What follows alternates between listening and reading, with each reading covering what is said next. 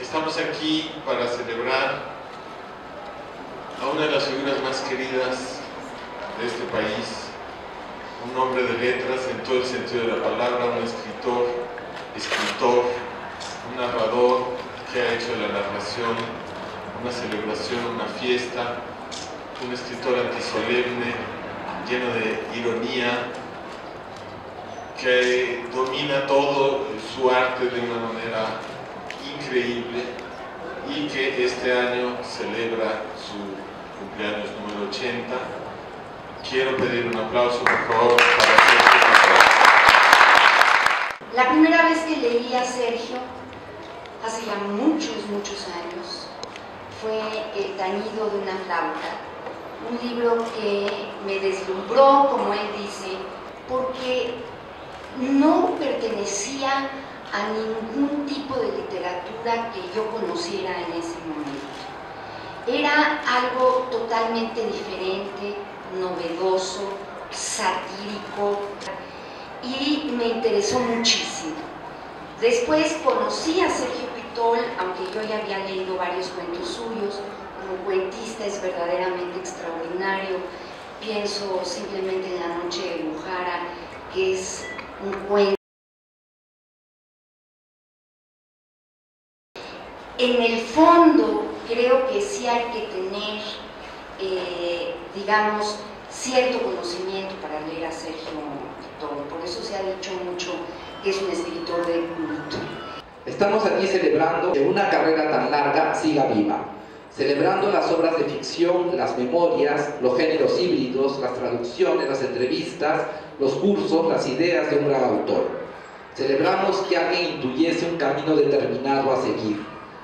Creo que la mayoría de los presentes aquí esta tarde estamos convencidos de que Sergio Pitol no piensa igual que los demás, que su visión de las cosas es lo que hace posible la existencia de tantas piezas magistrales. Como una suerte de epifanía, nació el magnífico escritor del cual nos sentimos orgullosos, no solo los mexicanos, sino cualquier lector consciente del milagro de hallar un autor capaz no solo de expresar lo que escribe, sino de recrear un universo propio por el que como testigos no solo apreciamos un espacio narrativo impecable, sino que no podemos dejar de participar de él. Querido Sergio, me acuerdo mucho de miles de cosas juntos. Ahorita me acuerdo de un día que me invitaste a Lisboa y fuimos juntos a oír fados, a un restaurante donde había un fadista que tenía un peluquín, cantaba canciones así sentimentales y se le movía el peluquín. Nos divertimos muchísimo tú y yo. Miles de cosas hicimos. Estuvimos, por ejemplo, en Barcelona, en una feria del vestido, y no había lugar donde quedarnos. Entonces quedamos en un hotel horrible que no tenía ni baño y pasaron cosas espantosas. Es decir, hicimos también viajes a Lanzarote, por ejemplo, que también me invitaste tú. Sé que me ha invitado a una cantidad de viajes que ahorita se los agradezco a posteriori. En uno de esos viajes me hice una fotografía y salí como obesa, como diabética, que todavía la guardo con gran cariño. Bueno, quiero mucho a Sergio, lo felicito, me da mucho gusto estar con él aquí y que estemos aquí por lo menos 20 años más. ¡Bravo! Estoy también yo, que lo conocí en una huelga de hambre, tirado en el piso, al lado de, tirado en el piso porque tenía hambre, al lado de Carlos Monsiváis, de una mujer que se llamaba Benita Gandiana, a quien era del Partido Comunista, pero el Partido Comunista jamás se preocupó por enseñarle a leer y escribir, pero escribió un libro muy bueno con Juan de la Cabada que se llamaba El beso mocho, y después ya a lo largo del tiempo traté y amé con pasión tormentosa a Sergio, y él me introdujo a Polonia. Cuando llegué a Varsovia, quien nos recibió, a mi mamá y a mí, fue Sergio, quien nos llevó a tomar grandes cantidades de vodka desde las 10 de la mañana, fue Sergio. Quien nos introdujo al Palacio de Wajenki fue Sergio.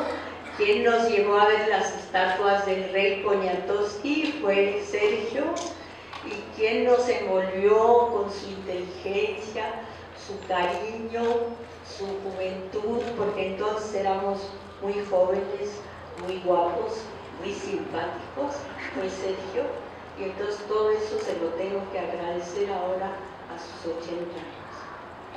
Una autobiografía soterrada de Sergio Pitol muestra su devenir escritor. El viaje a la Cuba pre-revolucionaria es, en reflejo, el momento anterior al comienzo de su ejercicio creativo. Los viajes a Europa tienen su resonancia en las traducciones que le revelaron nuevas formas literarias, invitándolo a jugar con ellas en su narrativa de largo aliento. La oquedad del traslado lo llevó a entender el centro de su escritura, ese no hallarse en algún lugar mientras dura el recorrido y encontrarse al tiempo en cualquier lugar posible. Los colores de la memoria filtran el puerto de salida y el de llegada depende de su invención previa. Fantasma de una geografía indefinida, como todo lo que no existe sino en la idiosincrasia de un pueblo, y fluye de la pluma de Sergio Pitol. La memoria es la mano o la piedra que irrumpe para revolver sus aguas. Se diluyen los nombres, los objetos, juguetes y libros ante el asedio de las pasiones del cuerpo, errantes como el alma que lo habita, y se precipitan para perderse en el vórtice del recuerdo y el deseo. Así son las narraciones cortas del maestro Pitol en Cuerpo Presente, impresiones que ahondan en la psique del lector, como los suspiros que da el alma antes de morir y confrontan con una memoria irrevocable. Leer a Sergio Pitol ha sido leerme a mí mismo, quizá por un destino literario o quizá por un empeño vicioso. Uno pensaría que quienes están en constante movimiento de un lugar a otro viven de huida, como escondiendo el rostro y el pensamiento. Pero Sergio Pitol, él de la manera más sincera nos abre las puertas de su taller secreto, aquel donde no hay géneros, ni estructura, ni personajes. Yo sé que pertenezco a la escuela de Sergio Pitol porque su obra, más allá de cualquier actitud pedagógica, es una extensa enseñanza de todo aquello que no se puede aprender, de lo que uno recuerda como de un largo sueño, como de una memoria falsa escrita por uno mismo. La traducción como entrega, los viajes como expresión de la madurez, un protagonista de la cultura, un introductor de lo desconocido, mago de la existencia, un escritor, Sergio Pitol. Abrazado por el amor que profesa la literatura, he pasado noches y días en un febril contacto con lo más selecto y delicioso de los grandes autores. En el seno de Pitol se conjuga lo mejor de la creación artística del siglo XX con la mexicanidad culta y comprometida, aquella que estuvo en el servicio exterior, pero también caminó junto a Marcos. Una vida leída, una obra en constante mutación y un camino aún por escribir. Gracias. Sergio Pitol procede de la estirpe de Giulio Camilo. Su obra de madurez constituye un monumento literario dedicado al trabajo de la memoria. El arte de la fuga, el viaje y el mago de Viena conforman una trilogía de la memoria. En ese espacio, Pitol reanima el mapa del enorme universo de sus obsesiones, elige imágenes y desarrolla tramas, las asocia, las encadena o las opone, arrebatado a los amplios paisajes del recuerdo.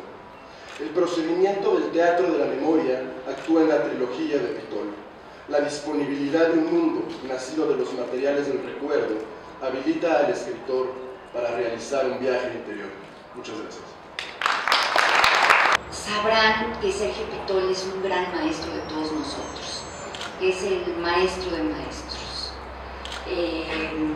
También está Margo, gran maestra de la Facultad de Filosofía y Letras, a quien siempre le rindo homenaje, igual que Elena. Créanme que 80 años no es nada, ya no es nada.